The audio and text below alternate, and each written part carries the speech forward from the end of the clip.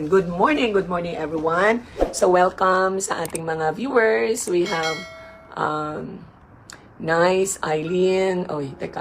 Eileen, straight from the Philippines, my auntie, and Ate Elms. Okay, and Emilia Bulacan, and whoever is there, thank you and welcome. You know, again, I always pray for one, only one, but God gave me many, and we have 5 viewers. So we are so happy that we are here, and we are thankful for the social media, this platform that we could actually share God's word and encourage and to help us build our faith in the midst of the storm. Okay, so we will be reading in First John. Okay, everybody, get your notebook if you have your notebook, your pens with you, and write your comments. We are here to let the Word of God speak to us and allow the power of the Holy Spirit to reveal to us the message that we need to see, we need to experience, and we need to put it in our hearts and in our minds, okay? Regardless of our religion, we are here to study the Word of God, okay? So we are in First John. First John, not John, huh? First John, after the book of 2 Peter. Okay? Chapter 1. What was from the beginning, what we have heard, what we have seen with our eyes, what we have looked at and touched with our hands concerning the word of life. And the life was manifested, and we have seen and testify and proclaim to you the eternal life which was with the Father and was manifested to us. What we have seen and heard we proclaim to you also, so that you may have fellowship with us. And indeed, our fellowship is with the Father and with His Son, Jesus Christ. These things we write so that our joy may be complete. This is the message we have heard from Him and announced to you, that God is light, and in Him there is no darkness at all. If we say that we have fellowship with Him and yet walk in darkness, we lie and do not practice the truth. But if we walk in the light as He Himself is the light, we have fellowship with one another. And the blood of Jesus, His Son, cleanses. Verse 7. Let's go to verse 7. But if we walk in the light as He Himself is the light, we have fellowship with one another, and the blood of Jesus, His Son, cleanses us from all sin. If we say that we have no sin, we are deceiving ourselves, and the truth is not in us. If we confess our sins, He is faithful and righteous to forgive us our sins and to cleanse us from all unrighteousness.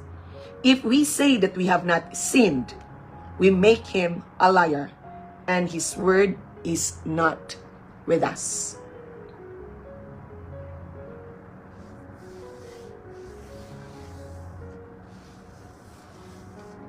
When you have heard or when you have read it, what comes to your mind? What's the message you have received? And I'd like even you to read again so that it will give you more clarity. So when we read our Bible, when one passing, you will have a hard time of understanding. But when you will read again, there would be a clarity. When you will read it again, it will become more even clearer. And if you will read again, it will be very, very visible. So I'd like you even to read this passage again later for even more clarity. Now, John, when he was writing this letter, he talked about his experience. He said, what was from the beginning, what we have heard, what we have seen, what we have looked and touched with our hands concerning the word of life. Now, if we will try to see the word of life, that means, that becomes what? Concerning word, that means it's something that you can hold, something that you can see, something that you have heard from the person. So, it's a human being. It's a person. Now, what was from the beginning, what we have heard, what we have seen with our eyes, what we have looked and touched with our hands concerning the word of life. And the life, okay, and the life was manifested. We have seen and testify and proclaim to you the eternal life. Now, John could not actually declare or write this letter without his personal experience. First-hand experience. And so in verse 3, he said, what we have seen and heard, we proclaim to you. The people during this time, they have not experienced Jesus personally in their life. Means personal interaction. That they have talked to him, no. But John have spent his time with Jesus. And he has a personal, intimate relationship with Jesus. And so that's why he said, what we have seen and heard, we proclaim to you, so that you too may have fellowship with us. We could only have that fellowship if we have, in here, basahin nyo, the answer of how can we have fellowship with them? Here, indeed, our fellowship is with the Father and with His Son, Jesus Christ. Through Jesus Christ, we can have fellowship with each other. Now, verse 4, these things we write so that our joy may be made complete. For me, what I have seen, I don't know what you have seen here. I don't know what you have seen. You know, it's just like, if they have eaten something that that is so sweet, they could not let you, para bang, okay, I'm a cook, okay? I love cooking. Now, they have tasted the cake, okay? The physical. Now, Jesus is like, I'm comparing Jesus as into cake. They have experienced it. They have touched it. They have felt. They have tasted. And then now, because in order for us to have that kind of same experience with them, you know what John is telling you and me? I don't know for you, but this is what the message I'm receiving, that I have received, is just like, in order for you to be happy, Ning, is just like, to have this fellowship, He gave us the recipe of that best food or that best cake. And you know who is that? That recipe is given to us. And so it's just like telling, you know, in order for you to have fellowship with us, it's only through Jesus Christ. Our joy will be made complete when you will know Him, and we will have fellowship with each other. And that fellowship is only through Jesus Christ. He is the Word of life. And so, He said, this is the light. This is the message we have heard from Him. Again, He said in verse 5, this is the message that we have heard from Him. So, it's a first-hand information. Okay? It's a first-hand information that God is light. That God is light. Now, when God is light, when did this light came? So, when did this light come? Okay? So, when we will try to see when this light happened, or when did this light was created, we will go back to when? To where? Genesis 1. Okay? Anong sinabi sa Genesis 1? In the beginning, God created the heavens and the earth. Verse 2. The earth was formless void and darkness was over the surface of the deep, and the Spirit of God was moving over the surface of the waters. Then God said, "Let there be light." And there was light. Now, we will not need the light if we have light. Paano natin kailangan ang iliwanag kung maliwanag na, di ba?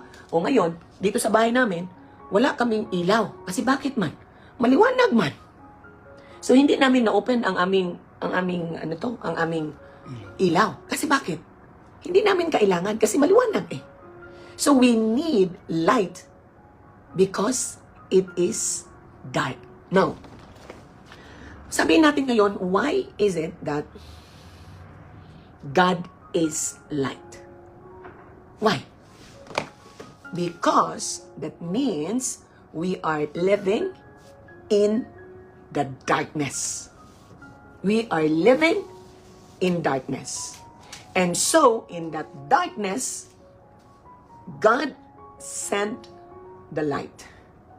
And that light is Jesus. And so he said here, "And in him there is no darkness at all. If we say that we have fellowship with him and yet walk in darkness, we lie and do not practice the truth. But if we walk in the light, as he himself is the light, we have fellowship with one another, and the blood of Jesus, his son, cleanses us from all sin." Now, what causes darkness? Ano ang dahilan ng darkness pa? What caused the darkness? No light. What caused the darkness? What caused darkness? It is the sin. Sin caused darkness. Okay?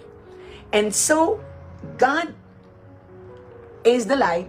It dispels, okay, the darkness.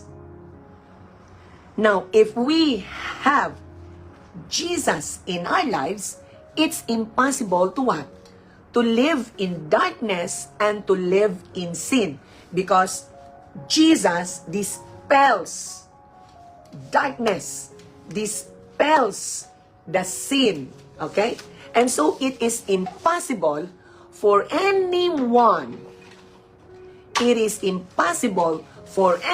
to say that I have the light and I have Jesus and we continue living in darkness.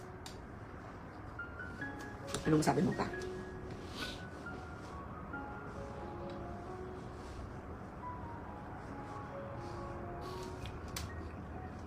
As if I'm parang nalipungan ako, nahilo ako na wala. Sampal lang malakas. Kasi sinasabi ko na I know Jesus, I know God.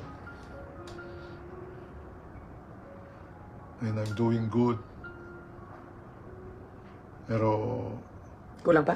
kulang pa dahil namumuhay pa ako sa kwan. May mga bagay pa ako na hindi may tabi-tabi na talagang maging ilaw ako sa iba. So, nalaman natin ngayon sa binasa natin. You have to speak English. Diana is there. I am a liar because I am telling everyone that I know Jesus. He is my God. He is my Savior. But on the other hand, I am doing things that displeases Him. So the word that His word that we have just read today is telling me, and you as well, that I am a liar. If we tell that and we don't behave like Him. So it's not possible. It's not possible. You know, let's go to to verse 8. Go to verse 8. Go to verse 8. If we say that we have no sin, we are deceiving ourselves and the truth is not in us. If we say, if we have no sin, we are deceiving ourselves and the truth is not in us. You know, we have to fully understand that before God, we all fall in the we fall short of His glory because of sin. Now, so we are sinners in the sight of God. And we have to fully understand that we are in need of Him. We are in need of His light. Because when we have that light, you know, it's impossible. Now, we have a big mirror in the room. We have a big mirror in the room. But that mirror wouldn't be seen, that mirror wouldn't be seen if the light is off. Okay? When the room is dark, even though how big your mirror, it won't tell you anything because it doesn't show anything. But when that light in our room is opened, that mirror actually tells me where I am standing, what everything's around the room. It shows me that there's a suitcase on top of the cupboard. There's plants around beside us. There is something in this side, the lampshade. It tells me because the mirror is there. It's because the light is open. Now, when light is in you, you know, if Jesus is in us, it gives us, you know, it opens all. We cannot hide anything. We cannot hide anything. It will tell you the real you. It will tell me the real me. Name, you are boastful. Name, you are rebellious. Name, you are proud. Name, you are hypocrite. Okay? God knows that we have that tendency. And God knows we are struggling with that. And so we are in need of light. And you know what is the solution of that? God gave us the solution. Verse 9. What does it say in verse 9? But if we confess our sins to Him, He is faithful and just to forgive us our sins and to cleanse us from all wickedness. So what's the solution? What's the solution of our condition? We must tell Him that we have sinned against Him. Simple solution. Confess. Lord, I'm confessing to you. Recognize that we are in need of Him. We confess that, Lord, I'm struggling. I'm a liar, Lord. I am self-centered, Lord. I am a gambler, Lord. Help me. Help me, Lord. I'm in need of your help. The more we are in the light, the more the sin is being dispelled from us. The more we are in the light, the more the darkness will be taken over. If we confess our sins, He is willing to what? To cleanse us from all unrighteousness, to cleanse us from all our sins, and to forgive us from all our iniquities. Wow. It's just like, Lord, I'm here. You are parang ang dumi-dumi. We are very, very, very dirty. And then when we come to Him, He will give us with the power cleansing. Siguro yung power spray. Even though how dirty okay. You know, Romel will always tell, Mami, nilusog mo na naman itong sasakyan sa putik. You know, because I love driving, especially in the desert. And then, pag mabasa, maulan, and so it will be a lot of mud. And then, he will tell me, nilusog mo na naman itong sasakyan sa maputik, ha? Nag-enjoy ka na naman. And then, he will take the car for body wash and everything. And then, he will say to me, the car is clean. You know, if we come to Jesus and just tell Him, Lord, I need you. That is the best promise that He gave to each and every one of us. We lost that fellowship with Him because of sin. We have lost that fellowship, that joyful fellowship with God. It's because of sin. But God wants us to have that fellowship be back. And then what He said here? Verse 7. We have fellowship with one another, and the blood of Jesus, His Son, cleanses us from all sin. Hindi ako ang nagsabi nito. Dito ito sa Biblia. Jesus cleanses us from all our sin. And so we will go back again that all of us have fallen short from God's glory. And the wages of our sin is actually eternal death. Because of sin, we are doomed for eternal death. But the gift of Jesus Christ is eternal life. So the blood of Jesus cleansed us from all unrighteousness.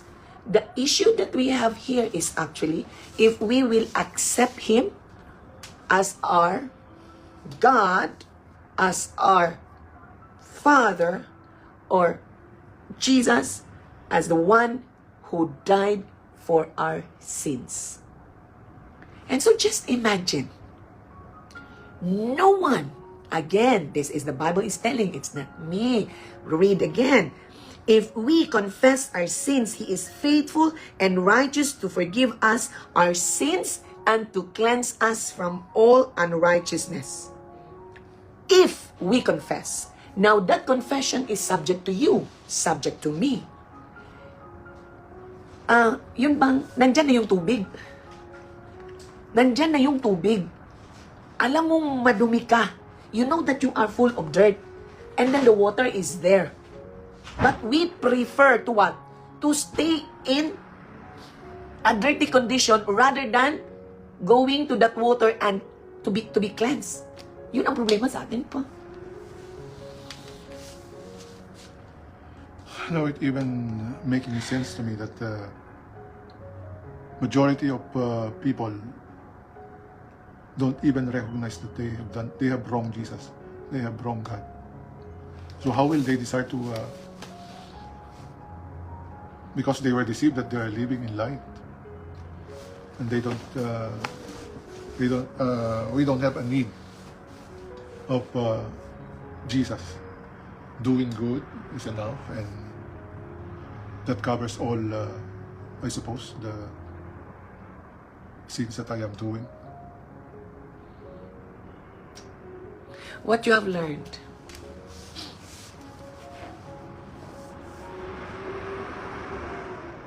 No wrong answers. Share your thoughts. Share your thoughts. You know, we are all sinners, okay? Lahat tayong makasalanan. We are living in sin, okay? And therefore, we are living in darkness. And so, God sent His Son as the word of life. God is the light. Now, darkness, it was because of sin. And darkness is because of sin. Jesus came as the light of the world to dispel, to cast that darkness away. Okay? And so because God wants to dispel that darkness away from us, we need to accept Jesus as our personal Savior to stay in our hearts, to occupy our being, so that the sin that is in us, that is creeping in us, will be dispelled. You know, we need to cast that out. And the solution is what? Confess to Jesus. The only thing is that, Lord, I need you. And if we don't recognize that we are not sinners, so how can we be in need of Him? And that is the deception of the world. That is the deception of the enemy. Yung bang sasabihin natin na, wala naman akong kasalanan. I forgive you. but I cannot forget it. Okay. Ito ba yung sinasabi na pag nag-aaway ha? Whatever, whoever. Yung nagkaka-misunderstanding. In any relationship. Alam niyo ba ang parating sinasabi? Wala naman akong kasalanan ah. Wala akong kasalanan. Siya ang may kasalanan. Na sino man ang may kasalanan? Walang may nag-aangkin ng may kasalanan. And so when no one accepts that they are, if no one accepts mistake, wala talagang restoration. No need of Jesus. Wala talagang Panginoon pa.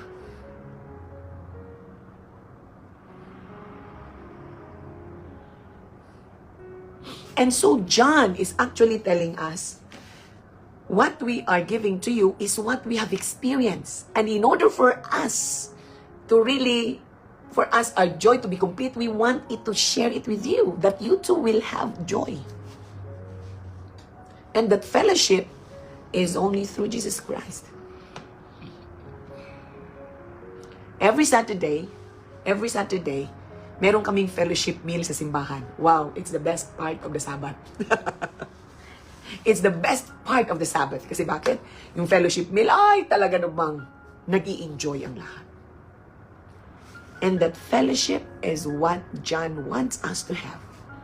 Because it's a joyful moment with God. He wants us to have a fellowship with God.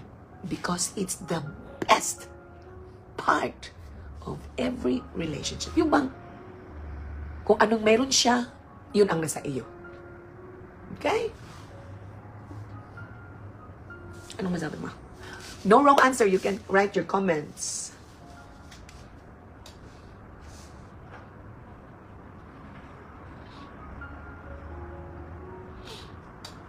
Let God be our light.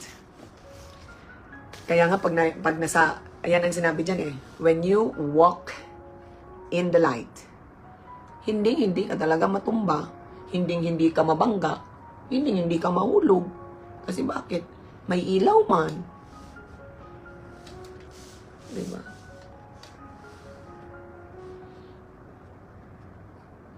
So, we need Jesus in this dark world. He is the light. And He is the only one that could give us life. When you have light, you have life. May dagdag ka? Said it all. Said it all. Okay.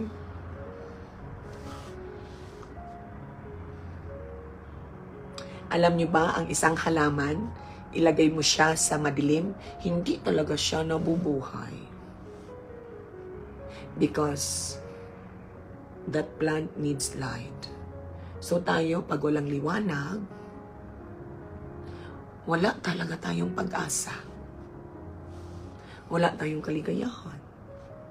But the solution of our condition, in order for us to have fellowship with God, is to confess our sins before God.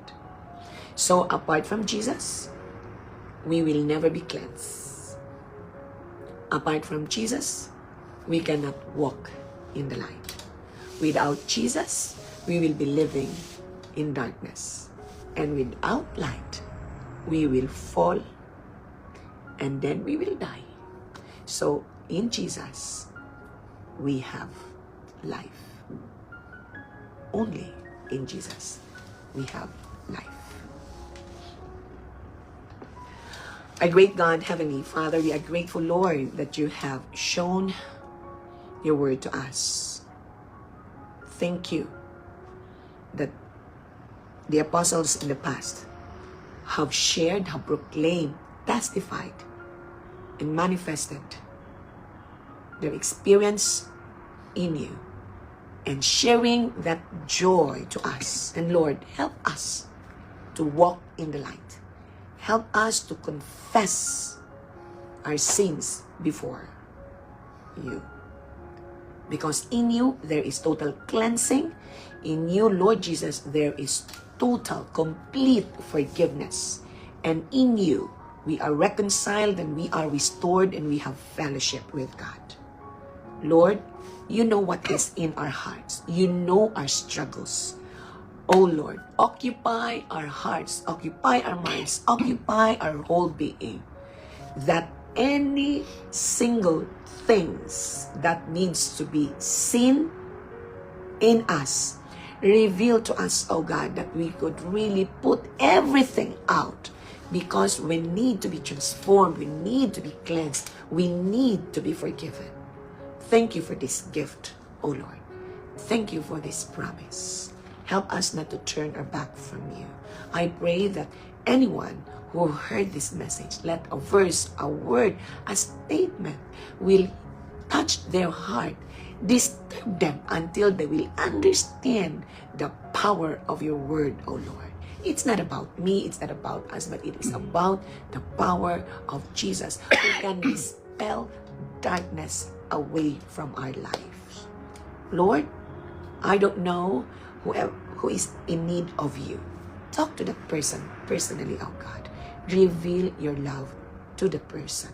And I pray and uplift before you any family, any person, any woman, any man, any child, any mother, any father who is facing issues in life. Lord, I pray that you will step into their affairs. Deal with them individually.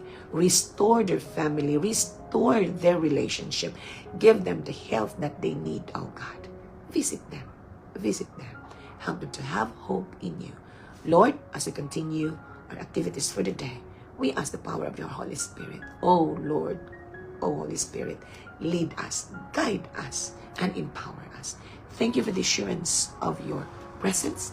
Thank you for the assurance of your forgiveness. And thank you for the assurance of the power of your word. Thank you for hearing and answering our prayers, because we ask this in the most sweetest and powerful name of our Lord Jesus Christ. We pray. Amen.